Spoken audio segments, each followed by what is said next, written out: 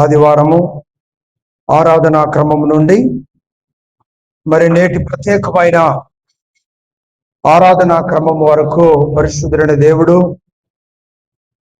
ఆయన యొక్క అద్భుతమైన ఆయన యొక్క సంకల్పంలో ఆయన మనతో ఉండి ఈ యొక్క అద్భుతమైన క్రమాన్ని నడిపిస్తా ఉన్న దేవునికే మహిమ కలుగును గాక. అలాగే ప్రత్యేకంగా ఈరోజు పరిశుద్ధుడైన దేవుడు మన కొరకాయ సిద్ధపరిచినటువంటి దేవుని యొక్క మాటలను మనం కొంత సమయం ధ్యానం చేసుకోవటానికి సహాయం చేస్తూ ఉన్న దేవునికే మహిమ కలుగును గాక. దేవుని వాక్య భాగంలో నుండి ఈరోజు మనం ఒక వాక్యాన్ని చదువుకుందాం. రెండవ పేతురు గారు రాసినటువంటి పత్రిక 3వ అధ్యాయము 9వ వచనంలో ఉన్నటువంటి కొన్ని అద్భుతమైనటువంటి మాటలను మనం ఈ సమయంలో చదువుకుందాం. కొందరు ఆలస్యమని ఎంచుకున్నట్లు ప్రభు తన వాగ్దానమును గూర్చి ఆలస్యము చేయువాడు కాదు గాని ఎవడును నశింపవలెనని ఇచ్చేయంపక అందరూ మారు మనస్సు పొందవలెనని కోరుచు మీ ఎడల దీర్ఘశాంతము గలవాడై ఉన్నాడు. పిల్లరా, దేవుని ఉద్దేశం, దేవుని ప్రణాళిక ఏమై ఉన్నదో మనం అర్థం చేసుకోవలసినటువంటి వారమై ఉన్నాం. మన ఆలోచన విధానాలు మన జీవితంలో అనుదినము అనుక్షణము మనం అమలు చేసుకుంటూ ఈ లోకంలో జీవిస్తూ ఉంటాం. అయితే దేవుని ప్రణాళికను మన జీవితంలో మనం నెరవేర్చే వారిగా ఉండాలి. దేవుని యొక్క ప్రణాళికను మనము అర్థం చేసుకునే వారిగా ఉండాలని దేవుని వాక్యం తెలియజేస్తా ఉంది. ప్రియులరా, తండ్రి ఉన్నాడు, కుమారుడు ఉన్నాడు. తండ్రి ఉద్దేశము కుమారుని యొక్క ఉద్దేశము ఒకటై ఉన్నది అని మనము గమనించాలి. ఆ తండ్రి ఉద్దేశము, ఆ కుమారుని ఉద్దేశం ఏంటంటే ఈ లోకములో ఎవరు అపవాది సంబంధులుగా అపవాది కార్యాలు చేసేవారిగా ఉండకూడదు. అందరూ దేవుని సంబంధులుగా ఉండాలి, దేవుని కార్యాలు చేసేవారిగా ఉండాలి, దేవుని కార్యాలను ప్రేమించేవారిగా ఉండాలి, దేవుని కార్యాలను బలపరిచేవారిగా ఉండాలి, దేవుని బిడ్డలుగా వాళ్ళ ఆత్మీయతను కాపాడుకునే వారిగా ఉండాలని దేవుని వాక్యం తెలియజేస్తుంది. ఈరోజు మనం ఏ స్థాయిలో ఉన్నాము అనేది ముఖ్యం కాదు, ఏమి తింటున్నాం అనేది ముఖ్యం కాదు, ఏమి ధరిస్తున్నాం అనేది ముఖ్యం కాదు. పిల్లరా, దేవుని యందు విశ్వాసము కలిగి మనం రక్షణ అనుభవంలో ఉన్నామా లేదా, మారు మనసు అనుభవాల్లో ఉన్నామా లేదా దేవుడు కోరుతా ఉన్నాడు. చూడండి, ధనవంతుడు ఉన్నాడు, పేదలాజరు ఉన్నాడు. ధనవంతుడు సమృద్ధిగా ధనాన్ని కలిగి ఉన్నాడు. ఆ ధనము ద్వారా చక్కని సమృద్ధితో ఉదారంగా వస్త్రాలు ధరించి ఎంతో గొప్ప ఆనందకరమైన జీవితాన్ని లోకంలో జీవిస్తూ ఉన్నాడు. పక్కన పేద వ్యక్తి ఉన్నాడు, ఆయన లాజర్ గారు ఉన్నాడు. ఆయన చాలా భయంకరమైన దరిద్రాన్ని అనుభవిస్తున్నాడు. ఏమండి, తినేదానికి ఆహారం లేదు, ధరించేదానికి వస్త్రాలు లేవు. చాలా భయంకరమైనటువంటి పేద స్థితిలో, దీన స్థితిలో, దరిద్రపు స్థితిలో నలిగిపోతున్నాడు. ధనవంతుడేమో ఇష్టానుసారంగా జీవిస్తున్నాడు, పేద లాజరు గారేమో దేవుని బిడ్డగా జీవిస్తున్నాడు. చూడండి, ఇద్దరు సహజ మరణాన్ని పొందారు. ధనవంతుడేమో నరకంలో కాలిపోతా ఉంటే పేద లాజరు గారేమో అబ్రహాము రొమ్మున ఆనుకొని గొప్ప ఆనందాన్ని అనుభవించే వ్యక్తిగా ఉన్నాడని ఇక్కడ మనం దేవుని వాక్యం గమనిస్తున్నాం. ప్రియులారా, ఈరోజు చాలా మంది దేవుణ్ణి నమ్ముకోవటం అంటే ఏదో కుప్పలు సంపాదించుకోవటానికి, లేకపోతే ఏదో మేలులు పొందటానికి, లేకపోతే పొలాలు కొనటానికి, బంగారం కొనటానికి, లేకపోతే సంతానాన్ని సంపాదించుకోవటానికి, లేకపోతే అనుకున్న ఉద్యోగాలు రావటానికి, లేకపోతే వ్యాపారాల్లో వృద్ధి చెందటానికి దేవుని దగ్గరకు వస్తున్నారు చాలా మంది. దయచేసి గమనించాలి, దేవుని యొద్దకు వచ్చేవాడు ఆయన ఏమై ఉన్నాడు, ఆయన ఉద్దేశాలేంటి గమనించాలి. ప్రియులారా, ధనవంతులుగా ఈ భూలోకంలో చాలా మంది ఉన్నారు, పేదలుగా ఈ భూలోకంలో చాలా మంది ఉన్నారు, అది సహజం. అయితే నువ్వు ఏ క్యాటర్లో ఉన్నా దేవునికి మార్గంగా జీవించడం ద్వారా ప్రభు తను సిద్ధపరిచిన పరలోకాన్ని మన కొరకు సిద్ధంగా ఉంచాడు అని మనం గ్రహించాలి. యోహాను సువార్త 14వ అధ్యాయంలో ప్రభు అంటున్నాడు, మీ హృదయములను కలవరపడనీయకుడి, మీరు నా యందు విశ్వాసం ఉంచి ఉన్నారు కనుక తండ్రి యందును మీరు విశ్వాసం ఉంచాలి. నేను మీ కొరకు స్థలం సిద్ధపరచడానికి వెళ్తున్నాను.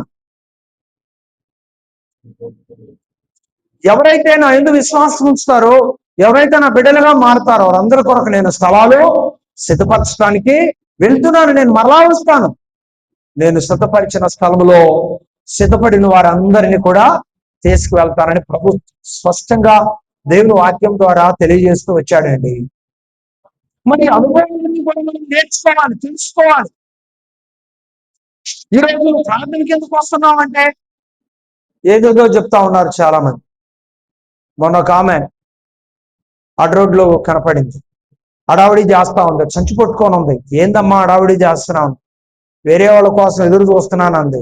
ఏమ్మా ఎక్కడికి వెళ్తున్నారు ఈరోజు అన్న? ఓ మేము చాలా దూరం వెళ్తున్నాం అంది. ఎక్కడమ్మా అంటే ఓ చాలా దూరం, గుడివాడ అవుటర్లా అని చెప్పి ఒక ఊరి పేరు చెప్పింది. ఒక ప్లేస్లోకి వెళ్తున్నాం, అక్కడ 7 వారాలు వెళ్తే అద్భుతాలు జరుగుతాయని 7 వారాలు అయిపోయింది, అయినా నేను వెళ్తున్నాను అన్నది. మరి 7 వారాలు అయిపోతే ఆ జీవితంలో ఏ అద్భుతం జరిగిందో, పట్టుకున్న సంచి కూడా చాలా మురికిగా ఉంది. మరి ఏ అద్భుతం జరిగిందో మరి ఇక్కడ మనం గమనించాలండి. యేసు ప్రభువుని మనం నమ్ముకున్నాం, ఆయన ఉద్దేశం ఏంటో తెలుసుకోవాలి. ఆయన ఉద్దేశాలు తెలుసుకోకుండా ఈరోజు మనం పరుగులు ఎత్తకూడదు. ఆయన ఉద్దేశాలు తెలుసుకోకుండా ఈరోజు సేవకులు కూడా మాట్లాడకూడదు. 3 వారాలు రండి, 7 వారాలు రండి అని చెప్పి వారాలు పెడుతున్నారు ప్రియులారా. ఆ తర్వాత ఇంకా ప్రార్థనకి వెళ్ళకపోతే పర్వాలేదా, వాళ్ళు పరలోకం వెళ్తారా? మీరు చెప్పిన వారాల వరకు ప్రార్థనకు వస్తారు, ఆ తర్వాత మానుకుంటారు, మరి పరలోకానికి వెళ్తారా? మనం పరలోకానికి వెళ్ళాలంటే దేవునితో మన అనుబంధం ఎప్పటి వరకు ఉండాలి? శాశ్వతంగా ఉండాలి. మనం బ్రతికినంత కాలం ఉండాలి దేవునితో మన అనుబంధం. అది దేవునికి ఇష్టమైన భక్తి. ఈరోజు మనం తండ్రి ఉద్దేశం ఏంటి, కుమారుని ఉద్దేశం ఏంటో తెలుసుకోవాలి. వారి ఇద్దరి ఉద్దేశాలు దేవునికి మహిమార్థంగా ఉండాలని, ఆయన సిద్ధపరిచిన పరిధిలో మానవులు ఉండాలని, ఆయన ఏర్పాటు చేసినటువంటి ఆ ఆనందాన్ని మానవులు అనుభవించాలని, దేవునితో వారి అనుబంధం ఎల్లప్పుడూ కలిసి ఉండాలని తండ్రి అవ్వ ఆదామును నిర్మించాడు, ఏదైనా తోటను ఏర్పాటు చేశాడు, ప్రతిరోజు వారితో స్నేహభావం కలిగి ఉన్నాడు. దేవుని ఉద్దేశం అది, తండ్రి ఉద్దేశం అది. కానీ అవ్వ ఆదాము ఏం చేశారు? అపవాది మాటలని దేవుని చిత్తానికి దూరంగా ఉన్నారు. అపవాది ఇష్టాన్ని నెరవేర్చడానికి ఇష్టపడ్డారు, తండ్రిని బాధ పెట్టారు, తండ్రి వద్ద నుండి దూరం అయిపోయారు, తండ్రి వారి కొరకు సిద్ధపరిచిన వనాన్ని దూరం చేసుకున్నారు. తండ్రి బాధపడుతూ వచ్చాడు, సంతానం విస్తరించింది, భయంకరంగా ఇంకా ఇష్టానుసారంగా ఉన్నారు. ఈ ప్రజలను దేవుడు నిర్మించినందుకు దుఃఖిస్తూ జలప్రళయం ద్వారా సమాజాన్ని నాశనం చేయాలని ఉద్దేశం కలిగి ఉన్నాడు. కానీ నోవా కుటుంబం ద్వారా మరలా దేశము విస్తరించింది. మరలా ప్రజలు ఇష్టానుసారమైన మార్గాలతో నడుస్తున్నప్పుడు అగ్ని గంధకాల ద్వారా ప్రపంచాన్ని క్లోజ్ చేయాలనుకున్నాడు. ఆ టైంలో ప్రభువైన యేసుక్రీస్తు వారి లోకములకు వచ్చి తండ్రి చిత్తాన్ని అనుసరించే వారిగా ప్రజలందరూ ఉండటం కొరకాయ తండ్రి చేయలేని పని ఎవరు చేశారు? ప్రభువైన యేసుక్రీస్తు వారు చేశారు. ఏంటంటే ఆ పని, ఆయన చేసిన పని ఏంటంటే, తండ్రి ఏమో కుమారుని లోకంలోనికి ఇచ్చాడు. కుమారుడు ఇష్టపడి ఈ లోకంలోనికి వచ్చి ఏం చేశాడు? తన ప్రాణాన్ని ఈ లోకము కొరకు అర్పించాడు. ఈరోజు ఈ వాస్తవాన్ని మనం గమనించాలి. తండ్రి కుమారుని లోకానికి అప్పగిస్తే కుమారుడు ఏం చేశాడు? తండ్రి చిత్తాన్ని నెరవేర్చాడు. తన ప్రాణాన్ని లోకములకు ఇవ్వటానికి ఇష్టపడ్డాడు. ఈరోజు ప్రాణం ఇవ్వటం అంటే, చూస్తూ చూస్తూ ప్రాణం ఇవ్వటం అంటే మనం చూడలేము, మనం ఓర్చుకోలేము. జరగరానిది ఏదైనా క్షణాల్లో జరిగితే దానికి ఎవరూ ఏం చేయలేము. కానీ కళ్ళ ఎదుట వెలవెలలాడుతూ ప్రాణాన్ని విడవటం అంటే సమాజంలో మనం చాలా వేదనకు, మనోవేదనకు గురవుతాము అనే వాస్తవాన్ని గమనించవలసిందిగా కోరుతున్నాను. యోఫ్తా, నేను యుద్ధంలో గెలిస్తే ఎవరు నాకు మొదట ఎదురొస్తే వాళ్ళని నేను నీకు అర్పిస్తానని చెప్పి తండ్రి అనుకున్నాడు. తండ్రి యుద్ధంలో గెలిచాడని కుమార్తె సంగీత సునాదానాలతో ఆనందంతో స్వాగతం పథకాలకు వెళ్ళింది. నా కుమార్తె ఎంత పని చేసావమ్మా, ఏం జరిగింది డాడీ? ఎవరైతే మొదటగా నాకు ఎదురొస్తారో వాళ్ళని నేను దేవునికి ఇవ్వాలనుకున్నాను, బలి ఇవ్వాలనుకున్నాను. మంచిది, అట్టయితే నీ మాట నెరవేర్చు. దేవుని చిత్తాన్ని అవమానపరిచేంత చూడం కాదు. నేను కొన్నాళ్ళ పాటు వెళ్ళి నన్ను నేను సిద్ధపరచుకుంటాను, మరలా వస్తా, అప్పుడు నువ్వు బలి ఇవ్వమన్నది. చూడండి ఎంత వేదన ఉందో అక్కడ. అయినప్పటికీ కూడా యోఫ్తా కుమార్తె దేవుని కొరకు తండ్రి మాటకు లోబడి, తన ప్రాణం ఇవ్వటానికి కూడా వెనుకాడలేదు. ప్రియుల, ఈరోజు ఏదైనా ఒక మాట చెప్తే వినటానికి ఇష్టపడలేదు చాలా మంది. వాళ్ళ ఆలోచన ప్రకారం వెళ్ళటానికి ప్రయత్నం చేస్తున్నారు. అది చాలా ప్రమాదమని నేను మనం చేస్తున్నాను. తర్వాత ఇస్సాకు తండ్రి చేతులు కడుతున్నాడు. ఏమండి, తండ్రి ఆ యొక్క కట్ల మీద పడుకోబెట్టాడు. కత్తి పైకెత్తి ఆయన తల నరకాలని ప్రయత్నం చేస్తున్నప్పుడు కూడా, ఏంటి నువ్వు చేస్తున్న పని అని చెప్పి కుమారుడు తండ్రి మీద తిరుగుబాటు చేయలేదు. తండ్రి ఉద్దేశము కుమారుడు ఉద్దేశము, తండ్రి ఉద్దేశము అక్కడ ఒకటిగా లేదు. వాస్తవంగా తండ్రి ఏంటి? కుమారుడు దేవునికి బలి ఇయ్యాలని. కుమారుడు ఉద్దేశం ఏంటి? నా తండ్రి నాకు మేలే చేస్తాడు కానీ నాకు కీడు చేయడనే ఉద్దేశం. కానీ ఇస్సాకుకు తండ్రి మీద విశ్వాసం అంటే, అబ్రహాముకి ఎవరి మీద విశ్వాసం ఉంది? దేవుని మీద విశ్వాసం ఉంది. గమనించండి, అబ్రహాము విశ్వాసాన్ని బట్టి దేవుడు అక్కడ అద్భుతం చేశాడో, ఆగు, నీ కుమారుని నువ్వు బలి ఇయ్యొద్దు, నేను బలిని కోరను, అబ్రహాము పుట్టేలను తీసుకొచ్చి నీ కుమారుని బదులుగా నాకు బలి ఇమ్మన్నాడు. అదే ఆ పర్వతం పేరేం పేరు? ఆ పర్వతం పేరేం పేరు? మొరియా పర్వతం. ఆ పర్వతం మీద ఒకప్పుడు దేవుని యొక్క నివాస స్థలం ఉంది. సొలొమోను గారి ద్వారా అద్భుతమైన మందిరాన్ని అక్కడ దేవుడు ఏర్పాటు చేయించాడు. ఆ తర్వాత ఆ మందిరము వివిధ రకాలైన శత్రువులకు అప్పగించబడి కూల్చబడింది. రాయి మీద రాయి లేకుండా తీసివేయబడింది. ఆ తర్వాత కొందరు మరి అరబ్స్ ఆ రాజ్యాన్ని పరిపాలించడం ప్రారంభించారు. అక్కడ వాళ్ళ సిద్ధాంతాల ప్రకారము అక్కడ ఇప్పుడు ప్రస్తుతానికి ఒక మసీదును ఏర్పాటు చేశారు. గమనించండి ప్రియులారా, ఏది ఏమైనప్పటికీ చరిత్ర, దేవుని ప్రణాళిక చాలా గొప్పదై ఉన్నది. మరలా అక్కడ ఇజ్రాయేలీయులు మందిరం కట్టేదానికి ప్రయత్నం చేస్తున్నారు. కానీ ఆ యొక్క మసీదు జోలి ఎవరు వెళ్ళినా ప్రపంచ యుద్ధం వస్తుంది కాబట్టి దాని జోలి ఎవరు వెళ్ళటలేదు. ఏదో అద్భుతమో జరగాలి అక్కడ, ఏదో మిస్సైలు పడాలి, లేకపోతే ఏదో భూకంపమో రావాలి. అక్కడ మరి ఇజ్రాయేలు యొక్క వాగ్దానం ప్రకారం మరలా దేవుని యొక్క ఆలయము నిర్మించవలసిన అవసరము ఉన్నది ప్రియులారా. సరే, ఏది ఏమైనప్పటికీ దేవుని ప్రణాళిక చాలా గొప్పది. మరి దేవుని ప్రణాళిక ప్రకారం ఈరోజు మనం ఉన్నామా లేదా గమనించుకోవాలి. దేవుని ప్రకారం మనం ఉంటే దేవుడు ఎప్పుడు మనలను విడిచిపెట్టడు, మన చెయ్యి విడిచిపెట్టడు అని దేవుని పేరట నేను ప్రత్యేకంగా మీకు తెలియజేస్తున్నాను. అందుకే దేవుని ఉద్దేశం ఏంటంటే, ఎవరు నశించడం దేవునికి ఇష్టమో లేదు. కాబట్టి దేవుడు ఏం చేశాడు? అందరి కొరకు ప్రభువైన యేసుక్రీస్తు వారు తన ప్రాణాన్ని అందరి కొరకు అర్పించాడు. ఈ ఆలోచన ఈరోజు దేవుని యందు విశ్వాసము కలిగిన ప్రతి ఒక్కరూ కలిగి ఉండాలి. తండ్రి అయిన దేవుడు కుమారుడు యేసు ప్రభువుని లోకంలో పంపించాడు. కుమారుడు యేసు ప్రభు మానవులందరి యొక్క పాప పరిహారార్థమై బలిపించబడ్డాడు మనందరి కొరకు. పాపాల నుండి మనల్ని విడిపించటానికి, నరకము నుండి మనల్ని తప్పించటానికి, తండ్రి చిత్త ప్రకారం పరలోకాన్ని మనకు అప్పగించటానికి కుమారుడు యేసుక్రీస్తు వారి భూలోకములకు వచ్చి అద్భుతమైన ఆయన ప్రాణత్యాగాన్ని మనందరి కొరకు చేసి ఉన్నాడు అనేటువంటి ఆ సంగతి ఈరోజు ప్రతి ఒక్కరూ తెలుసుకొని ఉండాలి. ప్రతి ఒక్కరూ తెలుసుకొని ఉండాలి. ఈరోజు ఏం తెలుసుకుంటున్నారు? బైబిల్ పట్టుకొని ప్రార్థనకి వెళ్తే ఏదైనా మేలు జరుగుతాయేమో అనుకుంటున్నారు. కానీ గమనించండి, మేలైనా కీడైనా మనం ఒక చరిత్ర మర్చిపోకూడదు. ఎవరి చరిత్ర? ప్రభువైన యేసుక్రీస్తు వారి చరిత్రను మనము మర్చిపోకూడదు.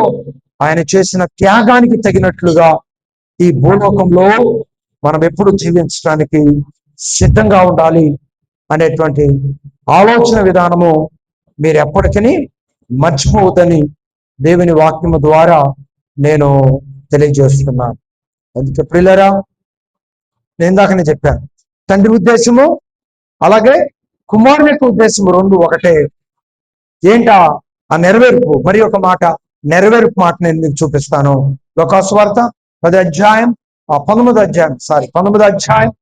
వచనాన్ని మనం జ్ఞాపకం చేసుకున్నట్లయితే అక్కడ తండ్రి ఉద్దేశాన్ని, కుమారుని ఉద్దేశాన్ని, వారిద్దరి యొక్క లక్ష్యము ఒకటే అనే భావన ఇక్కడ మనం గమనించడానికి అవకాశం ఉంది. ఏంటంటే అది నశించిన దానిని వెతకి రక్షించుటకు మనిషి కుమారుడు వచ్చినని అతనితో చెప్పాను. తర్వాత తండ్రి ఉద్దేశము కుమారుని ఉద్దేశము ఒకటైనది అనే భావనలో మరి సంశిస్తాను. యోహాను సువార్త 6వ అధ్యాయం 39వ వచనం. యోహాను సువార్త 6వ అధ్యాయం 39వ వచనంలో దేవుడి లాగున తెలియజేస్తూ ఉన్నాడు. ఆ మాటలు కూడా మనం ఈ సమయంలో గమనిద్దాం. ఏమన్నాడు? ఆయన నాకు అనుగ్రహించిన దాని అంతటిలో నేను ఏమీ పోగొట్టుకొనక అంత్యదినమున దానిని లేపుటయే నన్ను పంపిన వాని చిత్తమై ఉన్నది. కుమారుని చూచి ఆయనను విశ్వాసముంచు ప్రతివాడును నిత్య జీవం పొందుటయే నా తండ్రి చిత్తము. అంత్యదినమున నేను వానిని లేపుదును. అంటే ఇక్కడ కుమారుని ఉద్దేశము, తండ్రి ఉద్దేశము రెండు ఒకటే. తర్వాత కుమారుని ఉద్దేశాన్ని అనుసరించి నడిస్తే ఎవరి ఉద్దేశాన్ని నెరవేర్చినట్టు? తండ్రి ఉద్దేశాన్ని నెరవేర్చినట్టు. చక్కగా ఉంది కదా వాక్యం. ఏమన్నాడు? కుమారుని చూసి ఆయన యందు విశ్వాసముంచు ప్రతివాడును నిత్య జీవము పొందుతాయే. తర్వాత ఏమన్నాడు? అంటేనే నా తండ్రి చిత్తము. అది అంటే కుమారుని యందు విశ్వాసం ఉంచిన వాడు నిత్య జీవాన్ని పొందుతాడు. ఆ నిత్య జీవము కుమారుని యందు విశ్వాసము కలిగిన వాడు పొందటం ఎవరి చిత్తం? అది తండ్రి చిత్తం. ఈరోజు చాలా మంది అంటారు తండ్రి వేరు కుమారుడు వేరు అంటారు. కానీ ఇక్కడ నేను మీకేం చెప్తున్నా, లక్ష్యము ఒకటే. తండ్రి లక్ష్యం ఒకటే, కుమారుని యొక్క లక్ష్యము ఒకటే. ఇక్కడ ఎవరు చెప్పారు ఈ మాట? యేసు ప్రభువే చెప్పారు స్వయంగా. యేసు ప్రభువు ఏం చెప్పాడు? నా యందు విశ్వాసం నుంచి ప్రతివాడును నిత్య జీవం పొందును. ఇది ఎవరి చిత్తము? నా యందు విశ్వాసం నుంచి ప్రతివాడును నిత్య జీవం పొందును. ఇది ఎవరి మాట? తండ్రి మాట. ఇది ఎవరు నెరవేర్పు? తండ్రి నెరవేర్పు. ఇది ఎవరి చిత్తం? తండ్రి చిత్తం. ఈ మాట చెప్పింది ఎవరు? కుమారుడు. ఈ వాస్తవాన్ని గమనించి కుమారుడు అలాగే తండ్రి అయిన దేవుడు వారి లక్ష్యాలు ఒకటే. ఆ లక్ష్యం ప్రకారం ఈ లోకంలో మనం ముందుకు కొనసాగాలి. ఇప్పుడు మీరు గమనించండి, కుమారుని మాట విన్న వాళ్ళందరూ ఎవరి మాట విన్నట్టు? ఇంట్లో కుమారుని మాట విన్న వాళ్ళందరూ ఎవరి మాట విన్నట్టు? తండ్రి మాట విన్నట్టే కదా. ఇప్పుడు ప్రత్యేకంగా మనం తండ్రితో మాట్లాడాల్సిన అవసరం లేదు. కుమారుడితో మన అనుబంధమే మనల్ని ఎక్కడికి తీసుకెళ్తుంది? తండ్రి సిద్ధపరిచిన పరలోకానికి మనలను తీసుకెళ్తుంది. కాబట్టి కుమారుడు చెప్పినట్లుగా ఆయన సువార్తను అంగీకరించిన వారందరూ ఏం చేయాలి? మరి ఒకరికి ఆ సువార్తను మనం పరిచయం చేయాలి. ఎవరి పనులు వాళ్ళు చేసుకుంటూ మనం ఏం చేయాలి? ఆ సువార్తను ఇతరులకు ప్రకటించడానికి ఎవరి యొక్క అవకాశాన్ని బట్టి వారు ప్రయత్నము చేసేవారిగా ఉండాలని దేవుని వాక్యం తెలియజేస్తా ఉంది. మన బాధ్యత మనం నెరవేర్చాలి. ఏమండి, తండ్రి బాధ్యత తండ్రి నెరవేర్చాడు, కుమారుడి బాధ్యత కుమారుడు నెరవేర్చాడు. ఆ పరలోకాన్ని సంపాదించుకోవటం కోసం నమ్మకంగా ఎదురు చూస్తున్న మనము కూడా మన పనులు మనం చేసుకుంటూ దేవుడు మన పట్ల నియమించినటువంటి మన బాధ్యతను కూడా మనము నెరవేర్చాలి. ఏంటి ఆ బాధ్యత? ఇప్పుడు చూడండి, లాస్ట్ మాట. ఇప్పుడు చూడండి, ఒక మాట నేను చూపిస్తాను. రోమీయులకు రాసిన పత్రిక 10వ అధ్యాయం 14వ వచనము. ఏముంది ఇక్కడ? చక్కని మాట. రోమీయులకు రాసిన పత్రిక 10వ అధ్యాయము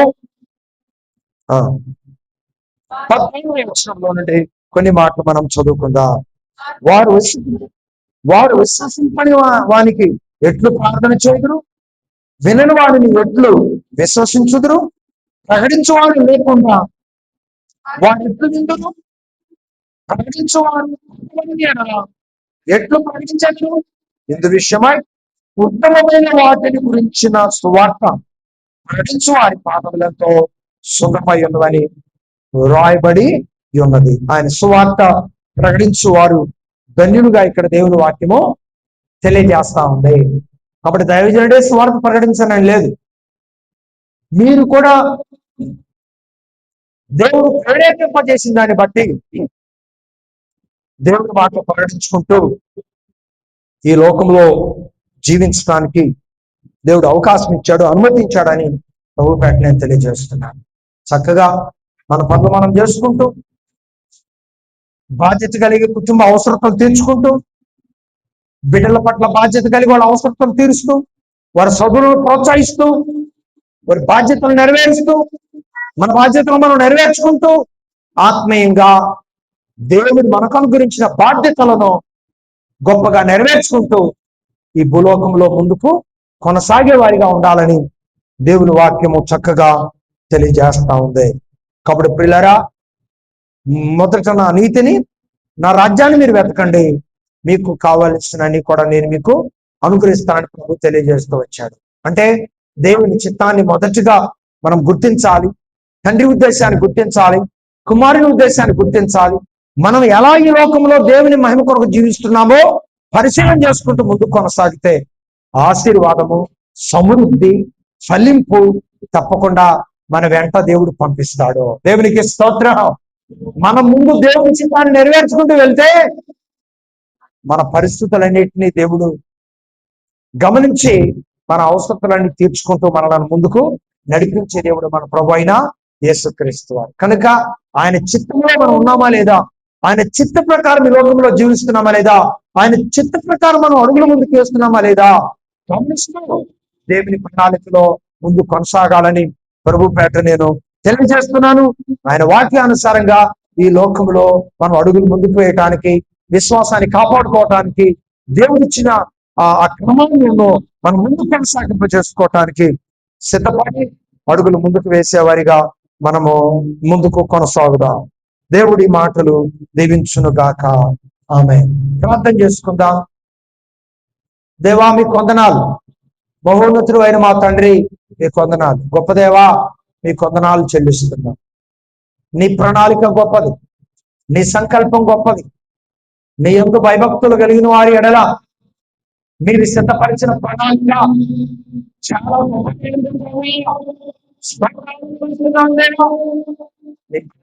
నా జీవితంలో అనుసరించే విధంగా నన్ను బలపరుస్తున్నాడయ్యా. నీ ప్రణాళికను నా అనుసరించే విధంగా నీ ప్రణాళికను నెరవేర్చుకోండియ్యా అని మనం దేవునికి మనం అప్పగించుకొని దేవుని కృతజ్ఞత చెల్లిస్తూ అడుగులు ముందుకు వేసే వారిగా ఉంటాం. ప్రియులారా, ఎస్, నమ్ముటని వలనైతే నమ్మిన వానికి సమస్తమును సాధ్యమని దేవుడిచ్చిన వాగ్దానం మన జీవితాల్లో, మన బ్రతుకుల్లో నెరవేరుస్తూ మనం అడుగులు ముందుకు వేసే వారిగా ఉంటాం. అలాగే తండ్రి ఉద్దేశము, కుమారుని యొక్క ఉద్దేశము, లక్ష్యము ఒకటై ఉంది అనేటువంటి ఆ దేవుని యొక్క ఆ నడిపింపుకు మనం లోబడదాం. ఆయన ప్రణాళికల్లో ముందుకు కొనసాగుదాం. ప్రేమ కలిగిన తండ్రి, నీకు వందనాలు. తండ్రి ఉద్దేశము, కుమారుని యొక్క ఉద్దేశం మేము ఎరిగిన వారమై మీరు మాకు అప్పగించిన ప్రణాళికలు నమ్మకస్తులుగా భూలోకంలో జీవించడానికి మీరే బలపరుస్తున్నారయ్యా. వర్ధిలింపజేస్తూ రండి అయ్యా, స్థిరపరుస్తూ రండి అయ్యా. స్తోత్రాలు, వందనాలు చెల్లిస్తున్నాను. ఇప్పుడు మాతో ఉన్నావు, నీ మహిమ కొరకు నిలబెట్టి నడిపిస్తూ ఉన్నావు. అందును బట్టి ప్రత్యేకంగా కృతజ్ఞతలు, వందనాలు చెల్లిస్తూ మాతో నడిపించినందుకు స్తోత్రము. ఇక మా ముందున్న క్రమాలు నీ చిత్తానుసారంగా, నీకు మహిమార్థంగా ముందుకు నడిపించుకోవటానికి బలపరుస్తున్నామని, స్థిరపరుస్తున్నామని యేసుక్రీస్తు నామములో ప్రార్థన చేయొచ్చు, మిక్కిలి వినయముతో అడిగి వేడుకుంటున్నాను పరమ తండ్రి. Amen. Praise the Lord. Hallelujah.